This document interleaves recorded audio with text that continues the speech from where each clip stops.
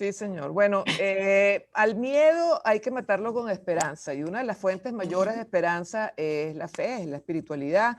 Y en estos días de Semana Santa, que, bueno, quienes profesamos la fe católica, aprovechamos para hacer introspección y pensar un poquito, pues, en las cosas de la vida. Qué bueno tener con nosotros, creo que ya lo tenemos allí, ya Sí, está con nosotros el padre Arturo Peraza, sacerdote jesuita, quien está frente a la Universidad Católica allá en Puerto Ordaz. ¿Cómo estás, padre? ¿Cómo te ha ido?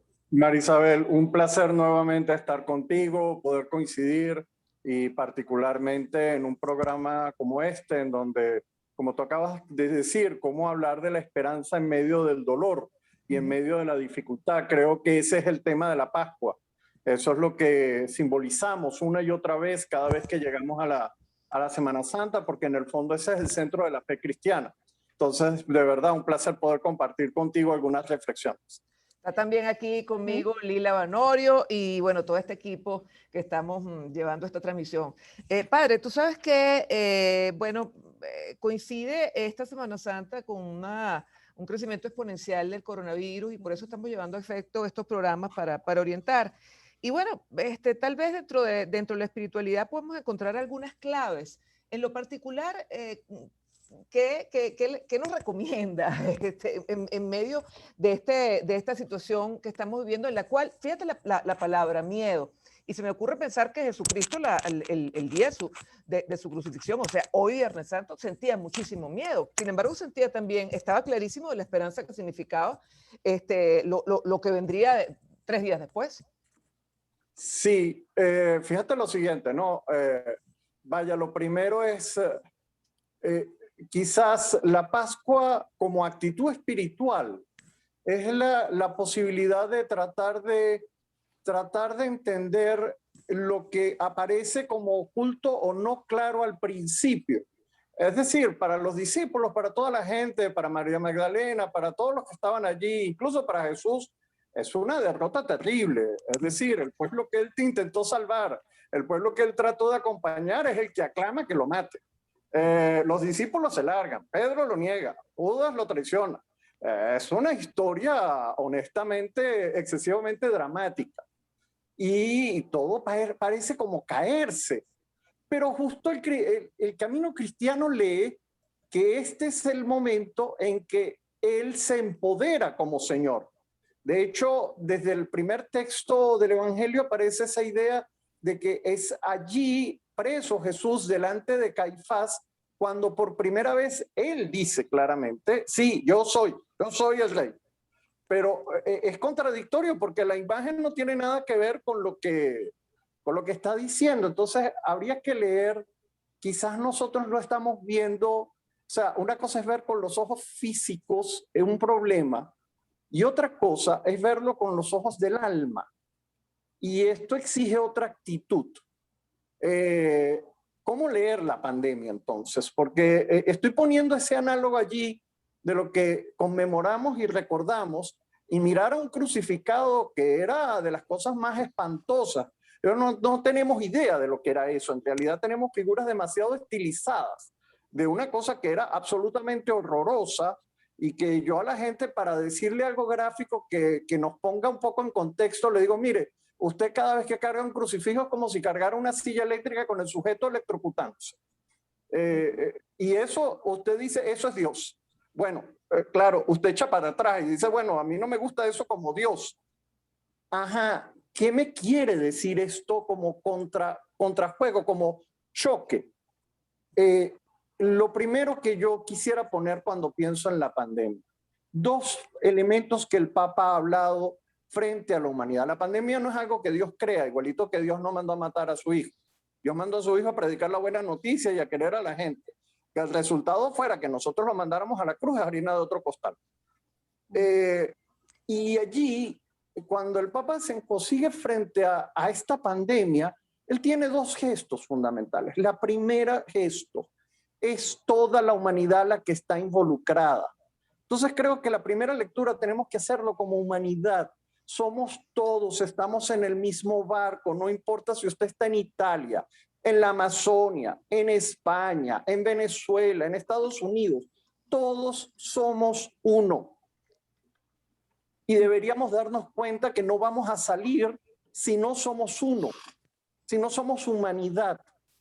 Entonces, esta salida de que cada país o cada cosita consigue su salida, es una salida en falso.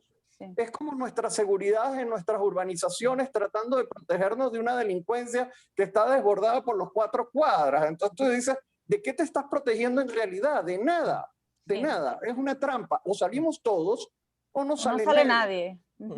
Sí, por eso es como una primera actitud de solidaridad humana. Démonos cuenta que esto nos está invitando a una actitud que me parece que es clave, ¿no? Y una segunda cosa que quisiera poner delante. Yo creo que la pandemia también nos ha devuelto un cierto nivel de humildad.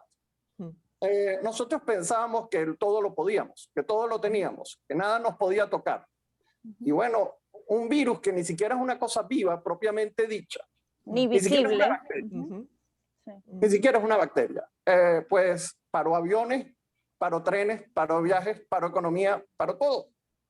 Paró todo el aparente poder humano. De nuevo, es la Torre de Babel contada una y otra vez. El ser humano montándose en su Torre de Babel y incapaz de darse cuenta que no somos Dios. No somos Dios.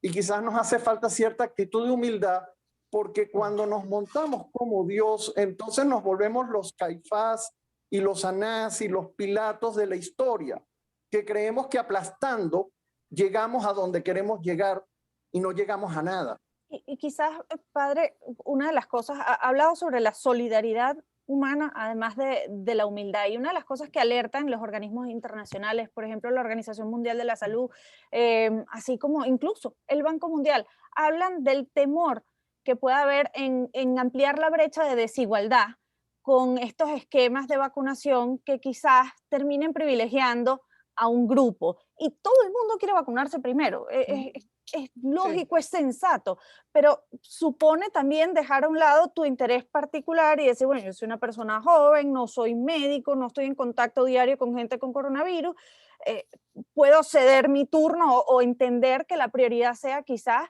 el médico que sí está allí atendiendo a todos los pacientes que además están atravesando por momentos sumamente difíciles. ¿Cómo esa desigualdad se puede combatir con solidaridad? ¿Seremos capaces de poner eso en la balanza? Fíjate que creo que has puesto como una segunda dimensión de lectura que quiero proponerte. Y me alegra porque llega sola ella, ¿no? Yo hablo del nivel humanidad, pero después habría que bajar al nivel país, Venezuela, nosotros. Y cuando bajas allí, hay un primer elemento que tú has destacado en el cual estoy absolutamente de acuerdo. Políticas públicas coherentes. Eso es parte de la moral y de la ética, no es solamente politiquería de partidos y si fulano dijo o no dijo, quién es y quién no es. No, perdón, estamos hablando de la vida de la gente. Estamos hablando de personas.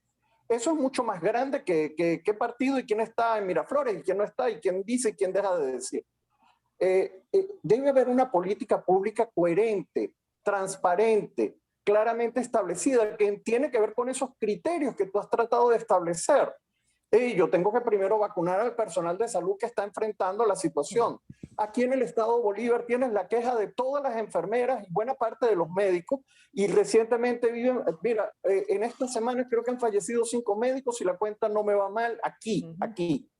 Y claro, eso no aparece en la estadística del gobierno. Volvemos a decir, una política pública no transparente no ayuda.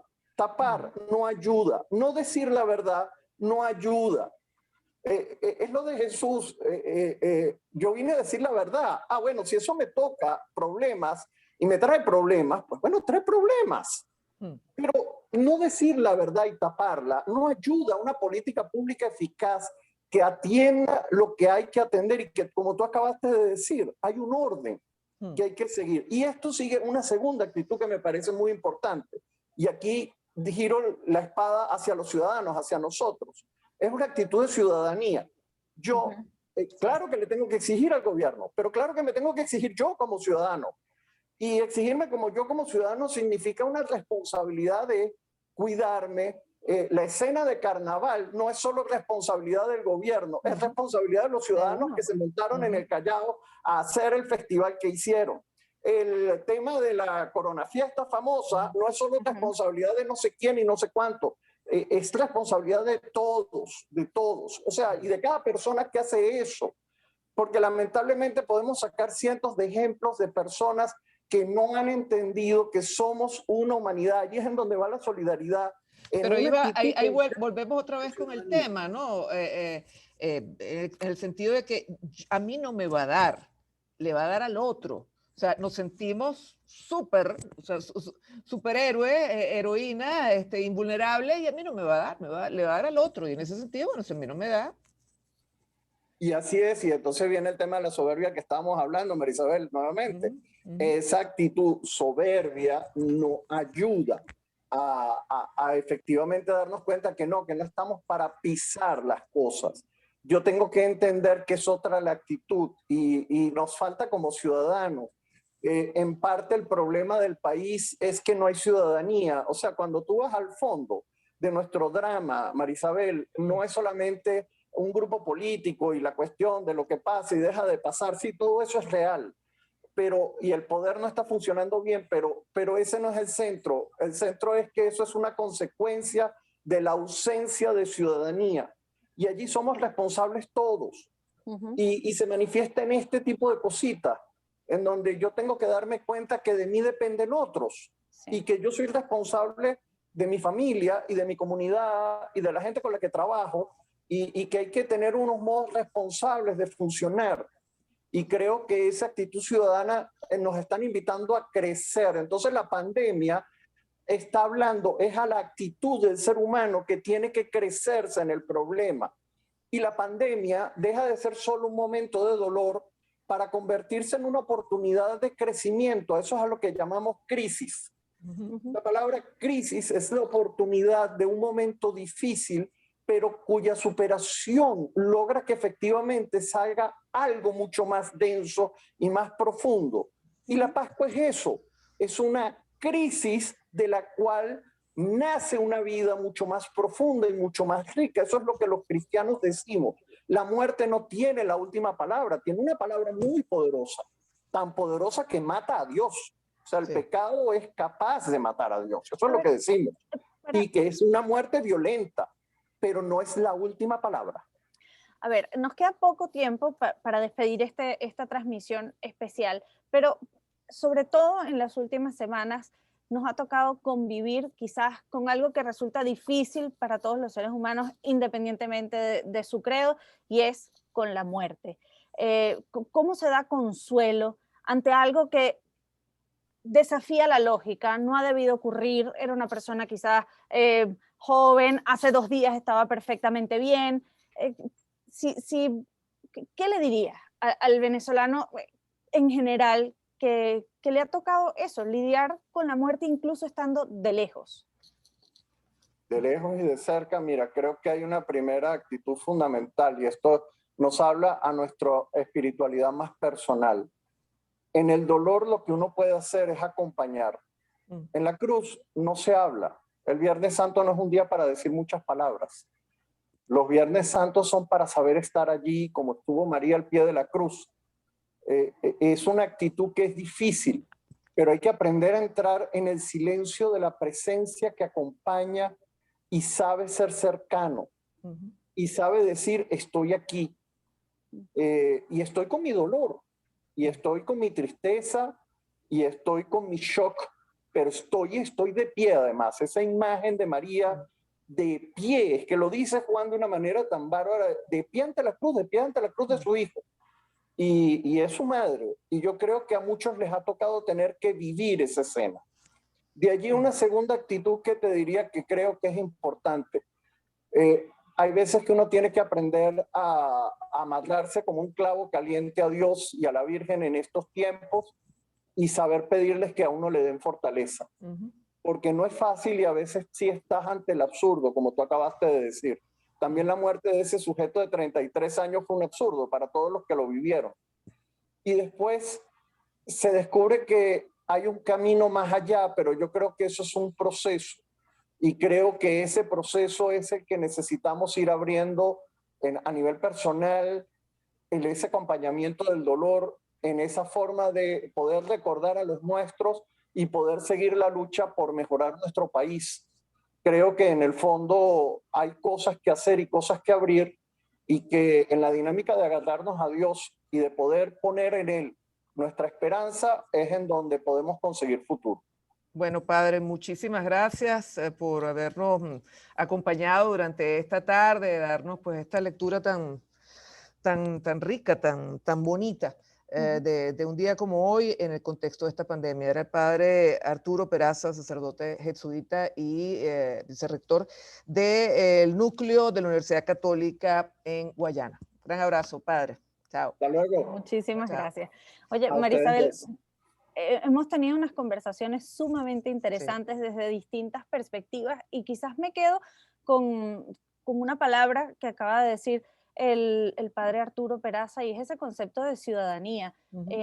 No solo aplicado al término de entender las prioridades y las políticas públicas y el orden para poder salir todos juntos de esto, sino también en la responsabilidad individual que tenemos cada uno de nosotros de cuidarnos. Nos encantaría ir a una celebración, una fiesta, porque además tenemos ganas acumuladas de celebrar y de bailar, y de estar juntos y de abrazarnos, pero no es el momento y ponemos en riesgo a los demás. Tendría consecuencias quizás muy tristes para muchas personas no entender esa obligación o ese compromiso que tenemos con el otro.